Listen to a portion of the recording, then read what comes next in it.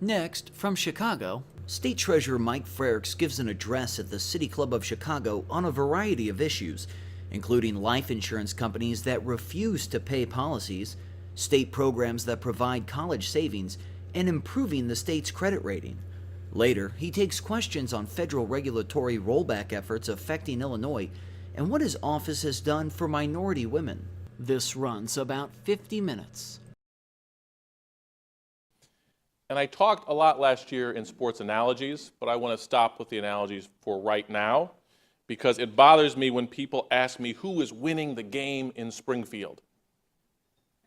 It is not a game, and we are all losing what is going on. Now, I think we all know this, and I could talk about the dysfunction in Springfield up until 1 o'clock and past. Today, however, I want to talk about the Illinois State Treasurer's Office and some of the tools we offer individuals and communities to help move Illinois forward. I want to provide examples of why these programs are so important and how they can help our state. And more importantly, rather than talking about the problems, I want to talk about solutions. So I want to close by answering your questions, so hopefully we'll leave some time for that. I believe in setting the bar high, because when you do that, I generally can reach it, and it gives me an advantage. No, to be serious, I believe in setting the bar high, and I think most parents understand this. When I challenge my daughter, when I set expectations high for her, she works to achieve that goal. And though she may fall short of perfection, she always seems to improve when we raise standards. And the opposite, of course, is also true. When we set low expectations for our children, when we do not help them, they do not live up to their potential. They frequently fall short. Now, I frequently get asked what I do for a living. And I tell people I'm the state treasurer. I'm the chief investment officer of the state of Illinois. I'm in charge of investing our state's money. To which people will frequently say, well, yeah, I know that, but you work for a state that has no money. What do you do with yourself all day long? Now, I start with that because I have to tell you that despite all the problems we have, there is money to invest. The state of Illinois has over 700 different funds with a fund balance of about $12 billion. We help municipalities and local units of government pool their investments to get a greater return than they could on their own. We manage about $5 billion there, and we help families invest in themselves to give their kids a brighter future through our college savings programs, so about another $8 to $9 billion there. So I would say we take our job very seriously. Every dollar we bring in to the state is a dollar that the governor and the General Assembly don't have to raise in taxes, or a dollar they don't have to make in cuts to important services like education. So that is important, but I think probably, maybe more importantly, we help people invest in themselves and to give themselves and their families a brighter future. And that's what I want to talk about today. We also fight on behalf of the consumers of this state. Our unclaimed property program, called ICASH, safeguards more than $2 billion in forgotten or misplaced money and property until we can return it to its rightful owner. We fight to make sure that life insurance benefits are paid to the people who are owed them. We fight to make sure that rebate checks reach the right person. And just this month, I had a great opportunity to return a Purple Heart to a brave man who fought for his country and earned that medal in Vietnam. But he had lost track of it. And it was just really heartwarming to return that to him and to his family. We have stock certificates that were forgotten in safe deposit boxes and investment accounts that were abandoned. We have checks and lots of refunds, rebates, and vendor checks. But it is not just money for individuals. We have money for businesses, not-for-profits, units of government, and other organizations. So I want to make a plug. No, I'm going to give you a homework assignment. Everyone here love homework as much as I did? This is going to be easy. Later today, when you're done, I want you to visit our website, illinoistreasurer.gov, and click on iCash.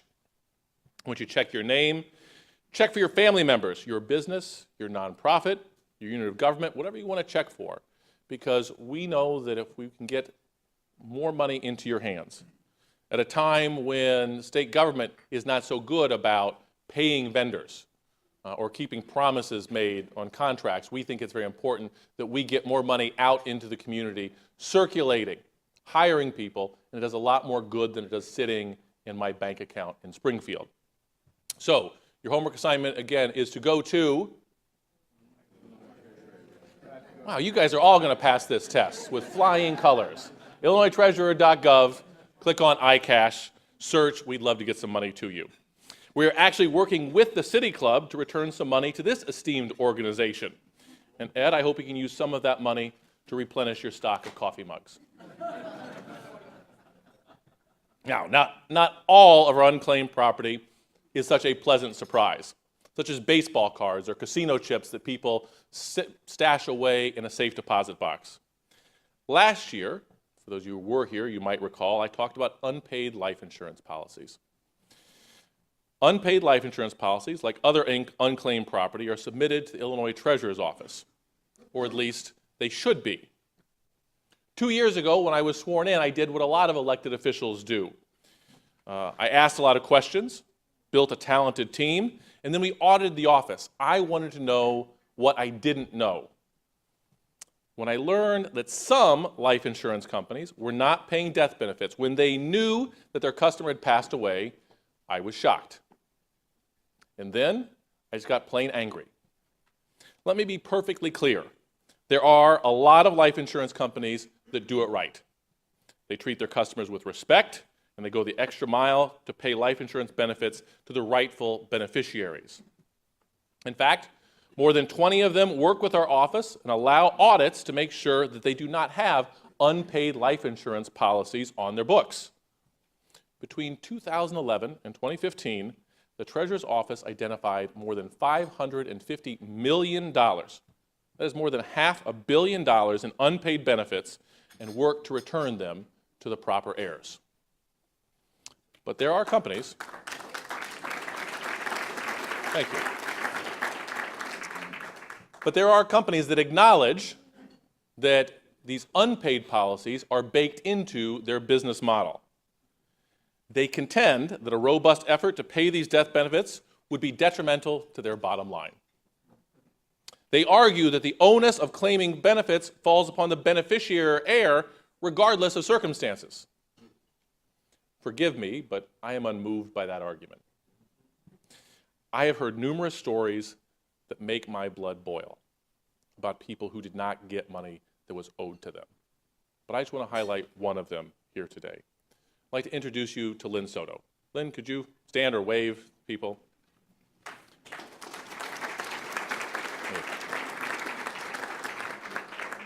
Lynn graciously accepted my invitation to be here today so I can share her story, and we can highlight how important this issue is. So Lynn will tell you that she is no saint, but based on what I know, she's pretty close.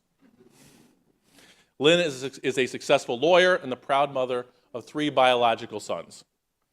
One, Frank, is severely learning disabled. And at school, Frank had 2 great friends, Brooks and Reeves, who are also severely learning disabled. In 2007, Brooks and Reeves were in a tragic car accident. The boys survived, but they lost their mother and their sister. And when no other family member stepped up to take care of these 2 beautiful boys, Lynn stepped up and took the boys into her home. Brooks and Reeves were 16 years old at the time. The boys didn't know. They had no idea their mother had purchased a life insurance policy. She bought it because she knew that if anything would happen to her, her 2 boys would need extra resources.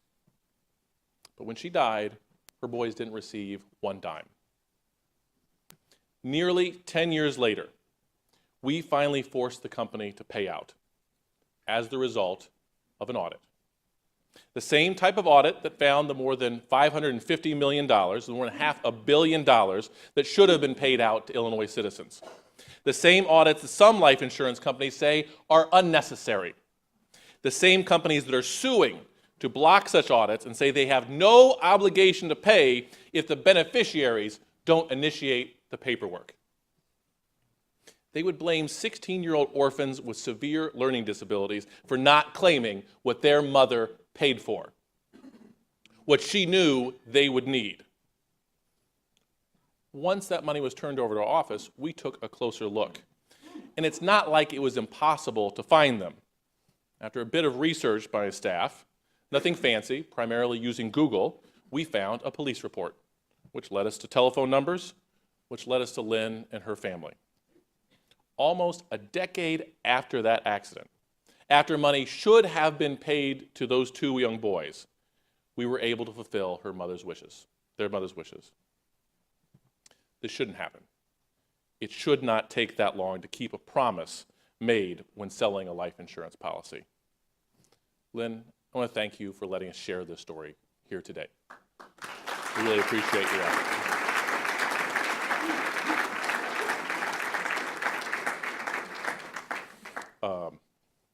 I'm going to take it aside. I want to share another story about Lynn. I told you you have an assignment to go see if we have money that belongs to you. We do reach out to people and attempt to give money away. And it might be one of the hardest parts of my job. And looking at some of you, you're questioning, how difficult can it be to give away money? Well, we called Lynn and told her that the state of Illinois had a significant amount of money for her sons. We just need to verify their names. And she said, I am familiar with identity thieves. And I recognize a scam when I hear one. I think we tried a second time, and she really recognized a scam, and she hung up. But she is a conscientious citizen who went to our website and found a phone number and called my office to let us know that someone out there was impersonating the Illinois State Treasurer's office, trying to steal identities. I want to thank you for not giving up, Lynn.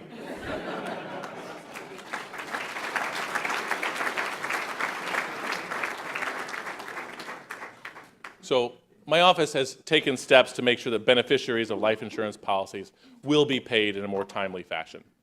Last year, we introduced legislation that requires life insurance companies to review their records to make sure they're not holding life insurance benefits that should have been paid.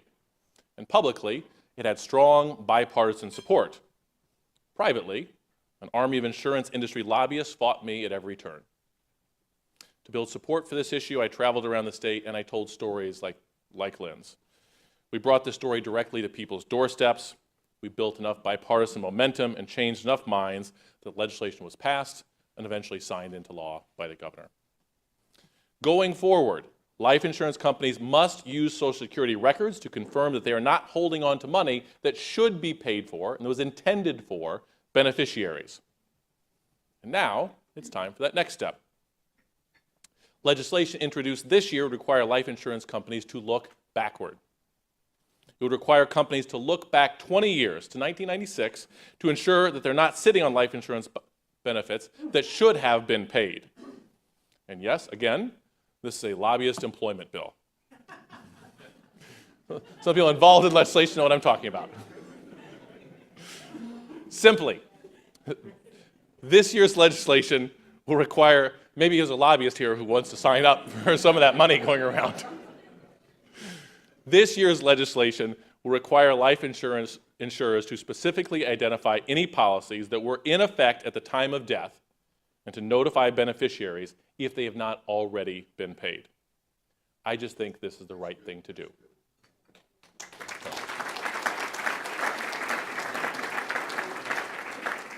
Now, we tried to do this last year. Last year, as sometimes happens in Springfield, we didn't get everything we wanted, so we compromised. We amended our bill. We put a runner on base. And now it is time to bring her home.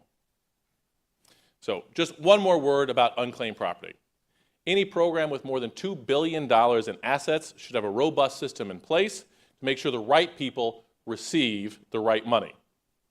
But the unclaimed property system I inherited was old and antiquated. The system was put together before the internet. And that's why we are making changes. We want to make it easier to claim your policies online. We asked the legislature to give us the authority to work with the Department of Revenue so we can share the names of unclaimed property owners to determine if individuals have recently filed tax returns. And if they have, we know where they live. If they have, we will be able to simply mail them a check.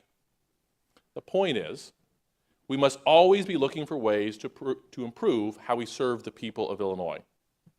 Many of the ways that we can improve services are through common sense solutions that government has the ability to implement now. We just have to set the bar higher, and we have to expect more. And this is true for the Treasurer's Office, and it should be true across state and local government. Now, many in this room here hopefully know about our 529 college savings programs, Bright Start and Bright Directions. Today, there are more than 450,000 active accounts to help young men and women go to college, trade school, or other accredited institutions of higher education. Shortly after taking office, we helped create a new saving option. It is called Achieving a Better Life Experience, or as we call it, the ABLE program. And for those of you who haven't heard of that, it was just launched this year.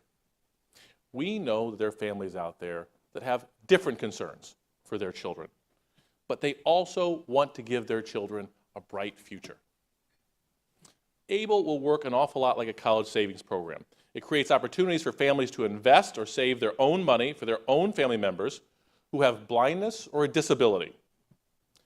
Families caring for a person with a blindness or disability often rely on federal programs so their children can receive therapy, medical treatment, or other assistance. This assistance is means tested. The individual's net worth cannot exceed $2,000. It means an individual, in order to receive these benefits, cannot own a car, cannot own a house, can't have more than $2,000 sitting in a checking account. Before ABLE, we had families working in Illinois turning down food stamps because the value attached to the food stamps might disqualify their child from receiving their Social Security benefits. Moms and dads would tell family members not to write checks to their grandchildren. I talked to a father who said around the holidays he had to tell his dad, you can write checks, you can give money to Sally and Timmy, but you can't give to Johnny because Johnny might lose his benefits. I talked with a mother who has a daughter with Down syndrome, and she works. She does such a good job working in her law firm. She opens the mail, she delivers it, she does it with such energy. Her law firm likes her. They wanted to give her more hours, and they wanted to give her a raise. And her mother had to tell them, no. Don't give my daughter a raise because it might jeopardize her benefits. All of these examples are wrong. They're unintended consequences of another system. But ABLE will now allow these families to save up to $14,000 a year and up to $100,000 in an ABLE savings account without threatening their federal benefits. This is a program that is going to make a great impact on a lot of families. Now, with ABLE,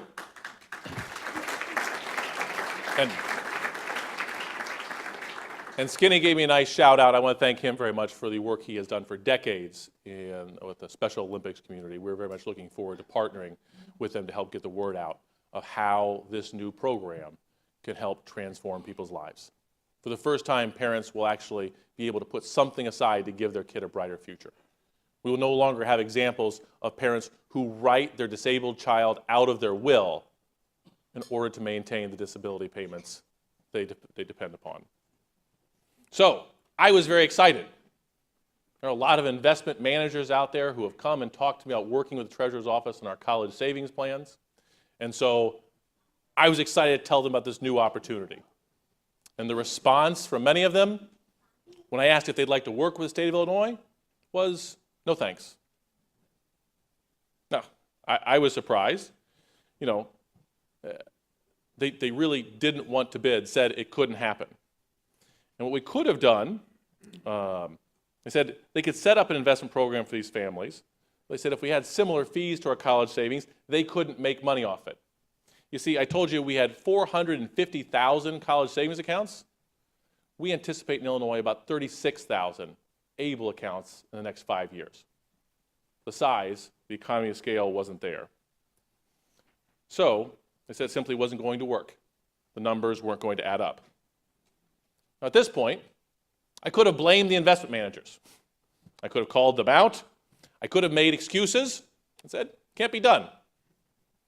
But I think you would agree that the families and people who ABLE serves would not have benefited by that approach. So we expected more, and we set the bar high.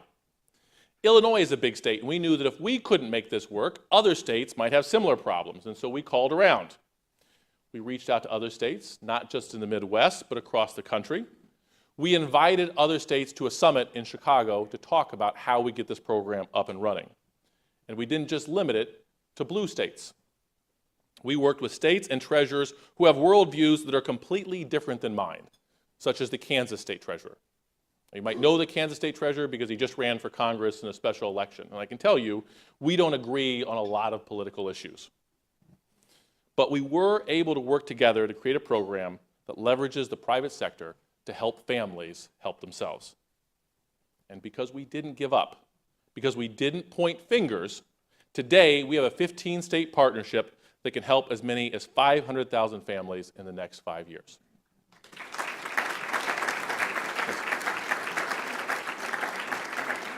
Really, I stand up here and you clap and it feels really good. But really, I have a dedicated team that's at one table and spread out amongst a few other tables that made this happen. And it would not have without them. So hopefully, the folks at that table realize the applause is for you.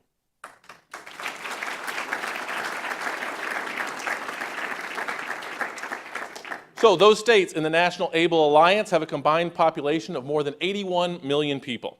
And we leverage that much larger pool to negotiate the lowest fees in the country.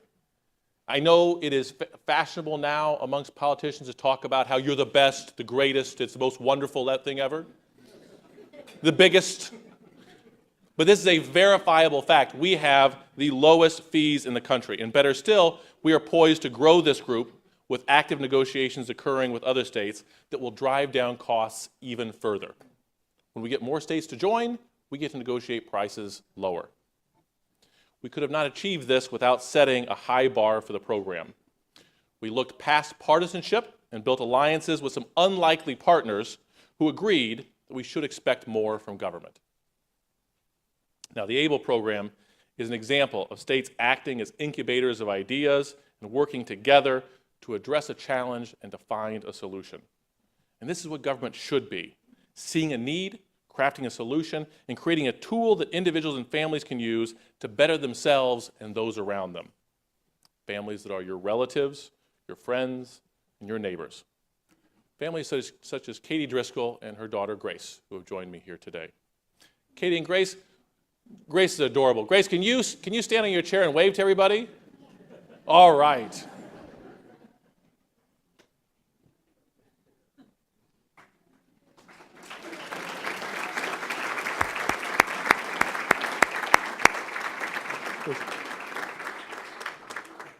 Thank you, Grace. We got to know each other in my office before a press conference. Katie and Grace live in Palos Park. 5 years ago, Katie launched the changingthefaceofbeauty.org website. She put together a makeshift photo studio in her suburban garage. And the driving force behind changingthefaceofbeauty.org was a mother who simply wanted her daughter to be seen for the person she is. And a mother believed that she was not alone. For 5 years, Katie has worked to persuade retailers to use equal representation of children and people with disabilities in their advertising in order to change perceptions of beauty. Katie hopscotched across the country, offering photo clinics to parents like her so that they too could have photos to use while promoting their cause. Katie spent 5 years while raising a family, she has several other children, and confronting the day-to-day challenges of life, fighting to change the world. Clearly, Katie is not looking for a handout. She just wants her daughter Grace to have the same opportunities as everybody else. ABLE accounts will help Katie leave something more for her daughter. It will give Grace a brighter future. ABLE accounts will make the journey just a little bit easier for families across Illinois, and I firmly believe across our country. So thank you again, Katie. Thank you, Grace. I really appreciate your help and being here with me today.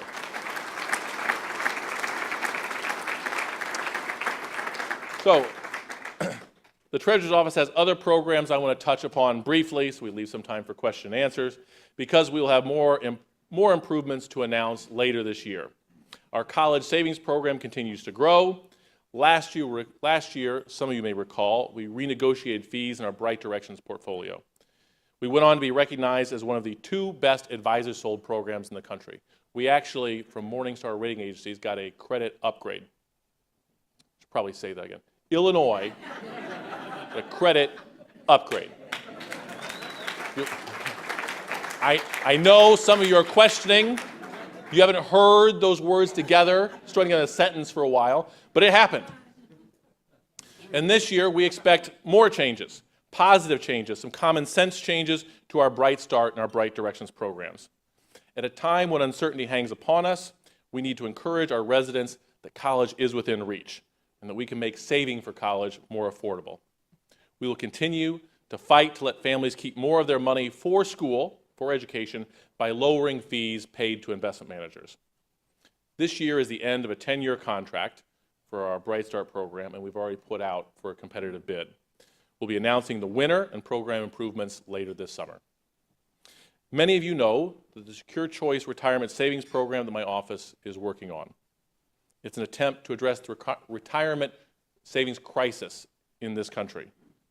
And we're working with our partners in the business community, payroll providers, and the financial industry to help stand up this very important program and to make it as turnkey as possible.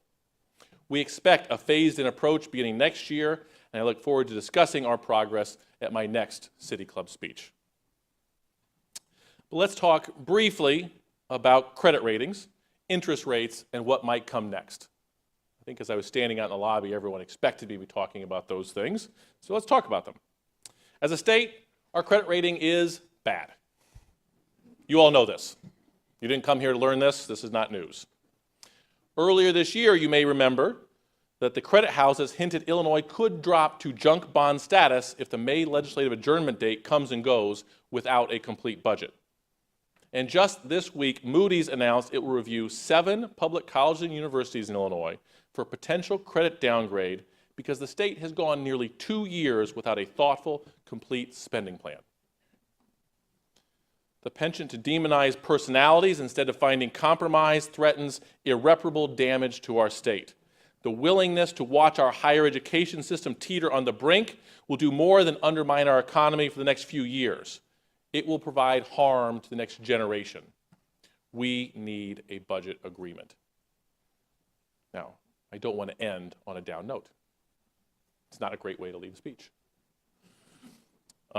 Many of you also know that Illinois remains a great credit risk because of guarantees that exist for those who purchased our state's debt, those who lend the state money. Many of you may not know, however, the Treasurer's Office also has instruments that receive credit ratings, in addition to our college savings plans. The Illinois Funds is a local government investment pool that invests dollars for local units of government, such as counties, municipalities, and school districts. By pooling investments, we are able to generate rates of return typically not available if the individual units had invested by themselves. S&P Global Ratings assigns a AAA credit rating to the Illinois Funds investment pool, and that is the highest rating available. A strong positive rating counters the string of downgrades and negative outlooks issued to instruments issued by the state. This top-notch rating reflects our approach to investing and taxpayer money. It shows our success at balancing the access and availability of funds while receiving a strong return on investment for this type of product.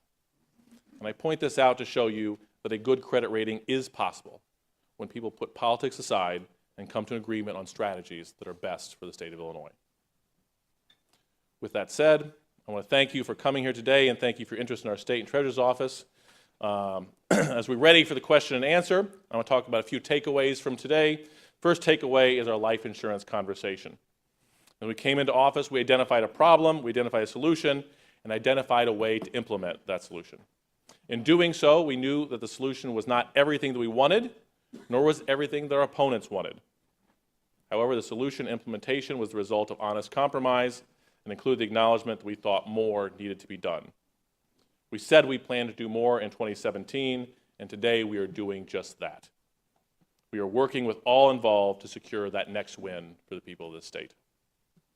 When we talk about ABLE, I think the takeaway is that we identified a need, and when conventional leaders told us that some problems might not have a solution, we didn't stop the game, take our ball, and go home. Instead, we put together a team that could overcome the naysayers. We worked with a diverse group of states to create a unique solution. And that solution, the National Able Alliance, is the best in the industry and the best in the country. I'm not saying that Illinois is the best.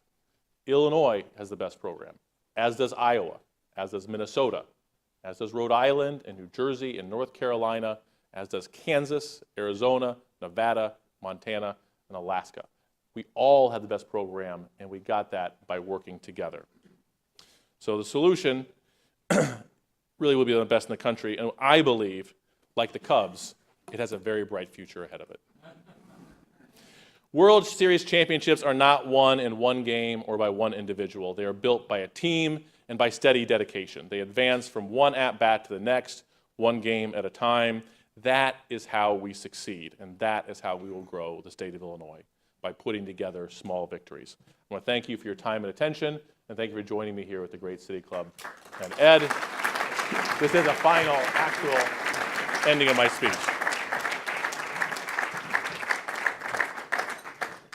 Thank you, Treasurer Frerichs, and we have a few questions here. Just questions, no jokes? Well, we'll get to that. Okay. We'll get to that. In fact, I got one from Paul Green last night. Your comment where he said you were too tall, too short, whatever, and you said, you know, in your Little League career down there in Gifford, you were known as having a hole in your bat and that. You have one hell of a strike zone, Mike. You probably never walked. I'll tell you that. Anyhow, this is from the mayor of Franklin Park, Barrett Pedersen. I think Barrett had to leave, but I'm happy to answer his question. Has funding for the senior real estate tax deferral program been approved? So that is a good question. Unfortunately, we have gone basically the last 2 years without a full budget in place, and that creates some problems for us. One of the problems it creates a perception that the state is never going to pay out any money without a budget, and I want to destroy one of those misconceptions. So we've been encouraging people to go to our iCash website, and they said, why would I go there? You're not going to pay me anyway. Because remember, for the longest time, lottery winners were not being paid. And I tell them the unclaimed property is different. These are non-appropriated funds because the money does not belong to the state. It belongs to the state's citizens. I hold that in trust, and all the last 2 years, when there's been a budget or not, I've been able to write checks for unclaimed property. We've been able to run our college savings program because, once again, you know, these families are not putting money, not giving it over to the state. We work with the private sector, and they have it in individual accounts. And so there are some things that we don't have the authority to spend on, but things like unclaimed property and college savings, we do because it's never belonged to the state. We are just holding on to your money. And the same thing will be true with ABLE accounts. We've got some really, can I move it a little? We have a lot of good questions here. This is from Jennifer Burrows. Jennifer, where are you? Right back there. Moody's just downgraded ratings for Northeastern Illinois University. Is looking at other state schools. She's a parent of high school students. Her question is, why should I send my child to a state-run university? No, I thought there were supposed to be some softballs that my staff was going to. No? We didn't get those in? That's a tough question. I live down in Champaign. My mother retired from the University of Illinois. My younger brother and his wife work for the University of Illinois. My older brother works as a carpenter for the University of Illinois. I have great respect not just for higher institutions of higher education, but specifically for state-funded ones. Traditionally, this was supposed to be a low-cost option so that more people could have access to higher education. And we are just falling down on that commitment. I mean, I would love to tell you, send your kids to U of I, to ISU, to Northeastern or Eastern, but the decision you've got to make in the best interest of your child. Some of these schools may not keep their doors open. And I think, quite frankly, there's some people in state government who'd be just happy with that. There are people who clearly, these are not hostages, they're victims. People who believe that the private sector can do a better job. But I think we see, a lot of for-profit universities, not all of them, but some of them prey upon young people. They get them maxed out in debt, and they give them a degree that's not worth anything. You know, I think we should keep our commitment to quality public higher education. I hear politicians talk about how much they care about education. They love education. They sign all kinds of bills to support education. I don't believe that education in 2017 ends at the 12th grade. And when you make no efforts to fund higher education, and when you disparage scholarships for the most needy students in this state, then you do not support education in the state. I get a little worked up about this. I don't know if I answer your question or not. Calm down, take it easy. On secure choice, ABLE, and other programs at your office have required the support of Governor Rauner.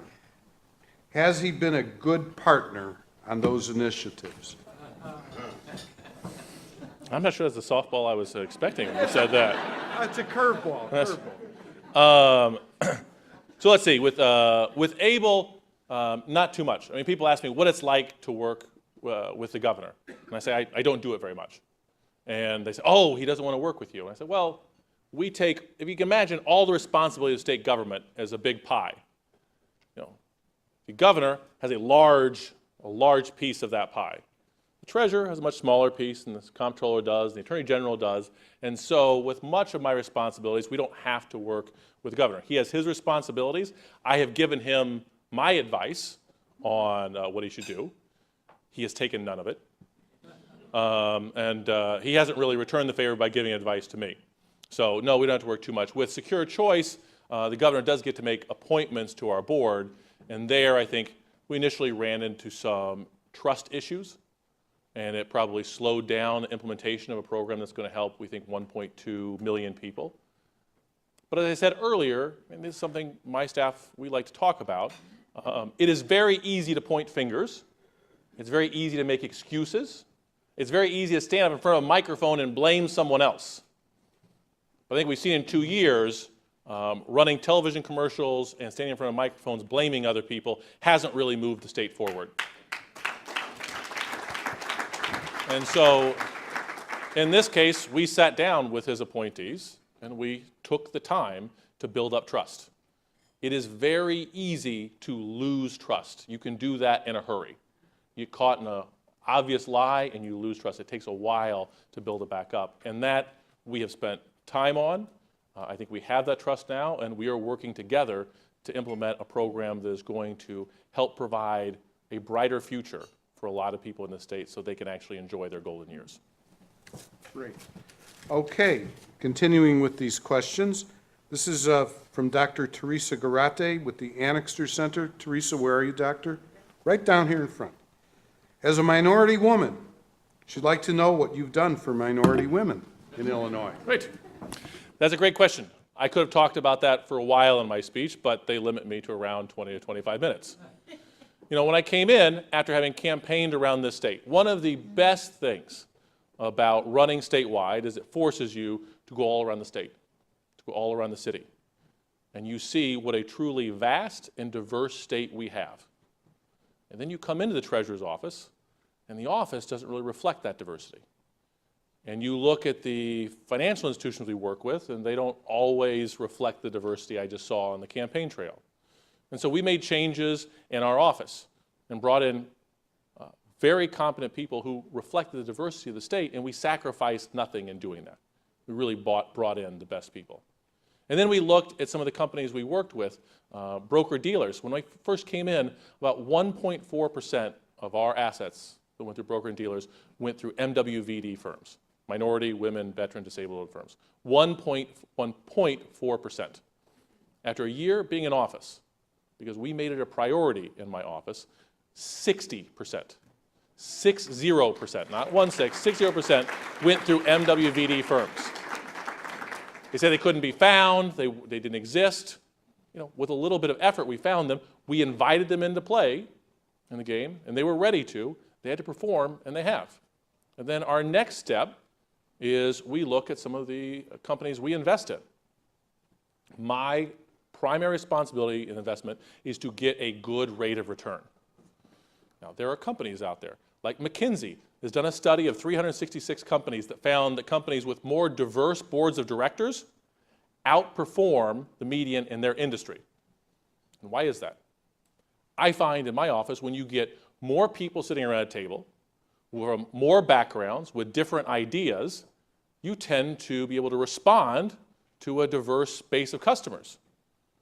If you get a lot of people around a table, the same background, the same ideas, the same education, thinking the same thing, it doesn't really add much to the conversation. So we invest a lot of money, and then that gives us proxy votes in front of boards and commissions. And we've made a real effort to call upon these companies to diversify their boards, to add more women, to add more minorities. And it's not just feel-good liberalism. We know if we're going to make an investment, we want them to be performing. We don't want them leaving any money on the table because they don't understand a certain background, a certain group. They're not able to market them and capture that. So we're doing this because this will actually benefit the state of Illinois. Diversity is good for business.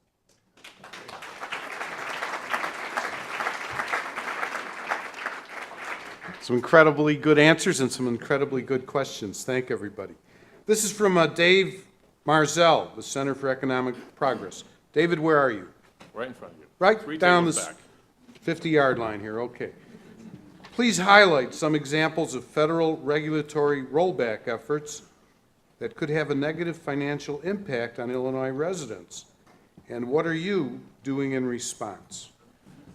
Okay, so this is not a softball question, but I have to let you know that Mr. Marzal serves on the Secure Choice Board. So we came in, we put a lot of effort into setting this program up. One of the concerns we had was the Department of Labor guidelines on ERISA protections. We worked very hard for about a year and a half. I personally traveled, met with the Secretary of the Department of Labor a couple of times. We got them to promulgate a regulation that will allow us to set up this program in a way that does not put a risk or a burden on businesses in Illinois. Sounds like the right thing to do, right? I mean, especially when I frame the question that way, it sounds like the right thing to do. But trust me, I'm framing it right. But because that was a Department of Labor rule promulgated under the Obama administration, the new Congress has come in and said, we don't like any of those rules. We are going to use Congressional Review Act to roll back these regulations. Now, I get if you have a problem with a specific rule, but if you campaign saying we want to help businesses and reduce regulations, this is not the place to do it. What this will do if they roll it back is going to expose employers to additional litigation risk. But I think there is just a single-minded desire to do anything that President Obama did, that they're going to cut off their noses to spite their faces. So the CRA has already passed through the U.S. Congress, and it's scheduled for a vote in the Senate, and we're working very hard to inform U.S. senators of the negative consequences of doing this. I mean, we're going to move forward in Illinois. It's going to adversely affect employers in the state if they roll this back. But other states out there may choose not to address the retirement crisis in this country. And the last thing I'll say on this is a lot of these same people talk about states' rights. They say that states ought to be innovators. They ought to be laboratories for democracy. And yet when a state like Illinois chooses to innovate, to try a state-centric approach to a national problem, and hopefully be a model, positive or negative for the rest of the country, they say, no, no, no, we know better for you. I have little use for hypocrisy like that. And I'll stop. Has the Treasurer's Office explored or pursued investing in social impact bonds? We're in the lightning round here. I would say that yes, we've explored. Yes, I have very much interest in this. I've spoken with people in this field. One of my best friends, best man at my wedding, I was best man at his, works in this field. But we came into office. We're making changes to our college savings programs. We're setting up an ABLE program. We're setting up a retirement savings program. We're making a lot of changes. There is a limited bandwidth. And so we don't have a huge office. We don't have thousands of employees. Fortunately, I have some of the best employees, but they have limited number of hours, and so it's something that I intend to get to. We're not there yet. How many employees are there in your office? About 165 to 170 So this is our final question from Warren Ribley. Warren, where are you today? over there. Okay. Please provide an update on ILGIF. Happy to. Good. Briefly explain how it works. Lightning round, remember. So I'll say, preface by saying again, Warren Ribley is a former employee of the Treasurer's office, but not under me. This was not a softball put forward, but if Warren seems to know about our programs, it's because Warren has been involved in state government and implementing business-friendly solutions for many years, whether in the Treasurer's office, whether it be in Department of Commerce or with the medical district. He is very interested in investing in the state and helping businesses to grow. And that's what ILGIF does. It stands for the Illinois Growth and Innovation Fund. So the vast majority of my investments have to be in secure instruments. I invest in treasury notes and commercial paper, highly rated commercial paper and repurchase agreements, very boring things. You know, most people think of us investing in a stock market. We don't do that with the vast majority, but the Illinois General Assembly gave us the ability to invest up to 3% of our state assets in technology development accounts. Basically, we get to invest in VC firms and growth funds if they have a focus on the state of Illinois. Because we think these are not grants that we're giving out to businesses, but we are investing in companies. We receive a return on that investment, but in addition, if we help grow companies here, and they grow and hire more people in Illinois, they pay more in taxes, that is an added benefit. That's the gravy on top to this, because we're going to help out there. And so when we came in, this has been a program of 2%, hadn't been implemented for 4 years. We worked very closely with the Illinois Venture Capital Association to make sure that we got this up and running. And over the next probably 2.5 years now, we intend to invest about $220 million into the Illinois company, helping to grow medical, biomedical, and technology companies here in the state, because we think that's what we have to be doing. As I said earlier, you know, you don't win a World Series off of one home run. I mean, unless it's hitting the 9th inning of the last game of the World Series, but you pile up a series of wins. And you pile up wins by putting runners on base and moving them around. And the Illinois Growth and Innovation Fund is helping to do our part to help move the state forward. Thank you, Joe Madden Jr. Okay. Any prediction for this November? Amanda, if you come up here. Let's give Treasurer Frerichs a big round of applause.